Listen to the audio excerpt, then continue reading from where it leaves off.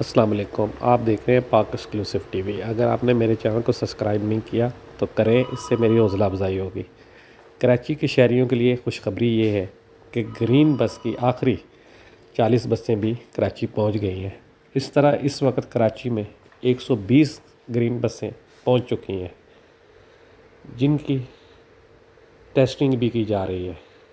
ذرائع کے مطابق اس مہینے کے آخر میں یا اگلے مہینے یعنی کہ نومبر میں وزیر اعظم عمران خان کراچی کا دورہ کریں گے اور وہ گرین لائن بس سروس کا آغاز کریں گے، کیونکہ اس حکومت کا کراچی کے حوالے سے یہ بہت بڑا منصوبہ ہے اور اس کا افتتاح بھی وزیر اعظم عمران خان خود کریں گے۔